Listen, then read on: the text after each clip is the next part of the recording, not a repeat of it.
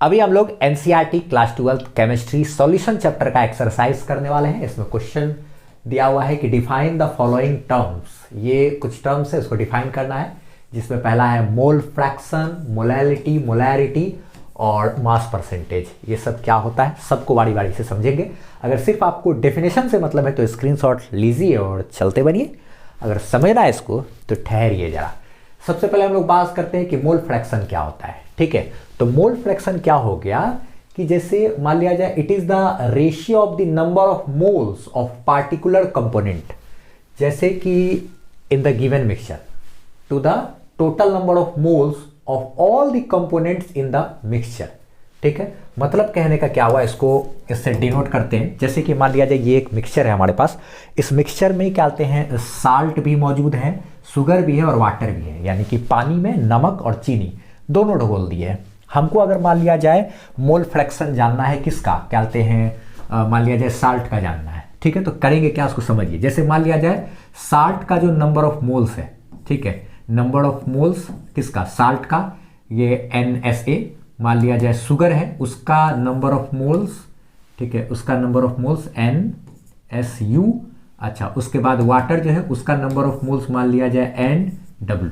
ठीक है, और हमको निकालना है साल्ट का मोल फ्रैक्शन। ठीक है, तो साल्ट का मोल फ्रैक्शन चाहिए, तो साल्ट का जो नंबर ऑफ मोल्स होगा, साल्ट का जो number of moles divided by जितना भी कंपोनेंट इस सॉल्यूशन में है, इस मिक्सचर में है, उन सब का नंबर ऑफ मोल्स यहाँ पे ऐड कर देंगे। यानी कि number of moles of salt plus number of moles of sugar plus number of moles of water. अगर हमको चाहिए होता मान लिया जाए शुगर का मोल फ्रैक्शन, तो शुगर का नंबर ऑफ मोल बटे सब का मोल। ठीक है, अगर हमको चाहिए था वाटर का मोल फ्रैक्शन, तो वाटर का नंबर ऑफ मोल्स बटे टोटल का, यानी नीचे वाला तो सेम ही रहेगा। अगर हमको साल्ट का मोल फ्रैक्शन चाहिए तो साल्ट का number of moles divided by total का नंबर ऑफ मोल्स। शुगर का चाहिए तो शुगर का नंबर ऑफ मोल्स बटे टोटल का। वाटर का चाहिए तो वाटर का नंबर ऑफ मोल्स बटे टोटल का। उसको जोड़ देंगे तो ये आ जाएगा। ठीक है, अच्छा, ठीक, स्क्रीनशॉट लेना हो तो ले लीजिए। आगे बढ़ते हैं। अगला टर्म में हमको समझना है क्या, molality. It is the number of moles of solute per KG of the solvent. मतलब क्या हो गया कि it is the ratio of the number of moles of solute to the mass of the solvent in KG. मतलब क्या हुआ, जैसे molality को समझते हैं। जैसे कि मान लिया जाए हमारे पास ये एक सॉल्यूशन है, इसमें क्या कहते हैं ब्लू वाला जितना है वो सब सॉल्वेंट है और ब्लैक वाला जो है वो सॉल्यूट है। माने क्या कहते हैं एक गिलास पानी में आपने चीनी घोल लिया है, तो चीनी है ये काला वाला और पानी है हमारा क्या, मान लीजिए ये ब्लू वाला। ठीक है, तो ब्लू वाला वो ज़्यादा रहेगा पानी का मॉलिक्यूल सब।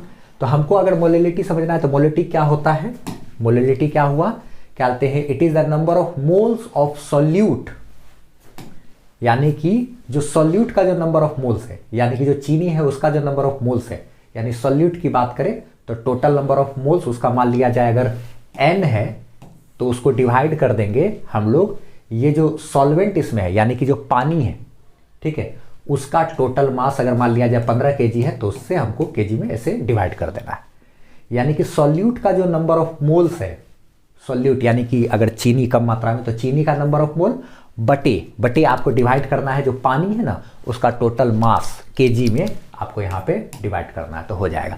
फिर उसी के बाद अगला टर्म था मोलैरिटी। मोलैरिटी इससे थोड़ा सा डिफरेंट होता है, इसमें भी आपको नंबर ऑफ मोल्स तो लेना है, ठीक है, सॉल्यूट का, जैसे चीनी है कम मात्रा में तो उसका नंबर ऑफ मोल्स तो आपको ले लेना है, ठीक है, बटे आपको क्या करना है, ये जो टोटल सॉल्यूशन अगर मान लिया जाए 10 लीटर का है ये सॉल्यूशन, वजन में बात करेंगे तो 15 kg है, लेकिन लीटर में बात करेंगे अगर तो इसका वॉल्यूम मान लिया जाए 10 लीटर है, तो आपको क्या करना पड़ेगा, सॉल्यूट का number of moles divided by इस पूरा सॉल्यूशन का वॉल्यूम आपको लीटर में अगर मान लिया जाए 10 लीटर है तो 10 लीटर उसे डिवाइड कर देंगे तो हो जाए।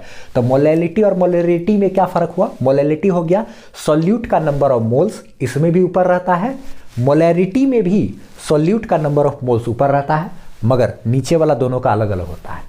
मोलैलिटी में नीचे हम लोग सॉल्वेंट का जो मास है जो ज़्यादा मात्रा में होता है उसका मास किलोग्राम में यहाँ डालते हैं, और मोलैरिटी के केस में हम लोग नीचे में जो है इस पूरे सॉल्यूशन का वॉल्यूम लीटर में यहाँ पे बैठाते हैं। बस यही दोनों में फ़र्क है। ठीक है, स्क्रीनशॉट ले सकते हैं। अगला जो टर्म है वो हमको समझना है कौन सा है भैया, मास परसेंटेज। ठीक है, तो मास परसेंटेज क्या होता है कि the mass percentage is one way of representing the concentration of an element in a compound or a component in a mixture। मतलब क्या होता है, मास परसेंटेज से हम लोग कंसंट्रेशन वगैरह को दिखलाते हैं। अच्छा, the mass percentage is calculated as the क्या, mass of the component divided by the total mass of the mixture into क्या 100।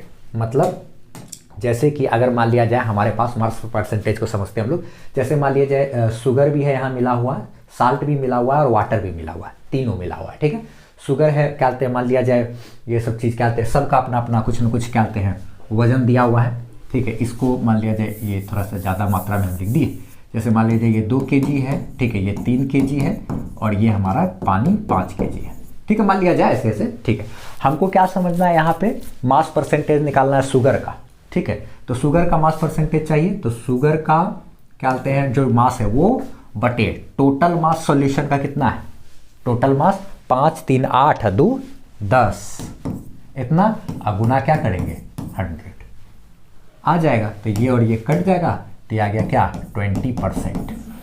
तो इसका हो गया क्या 20% शुगर का मोल फ्रैक्शन। अगर हमको साल्ट का मोल फ्रैक्शन चाहिए तो साल्ट का मास बटे टोटल मास 5 3 8 2 10 इंटू क्या कर देना है बस 100, तो ये आपको आ जाएगा कितना 30%।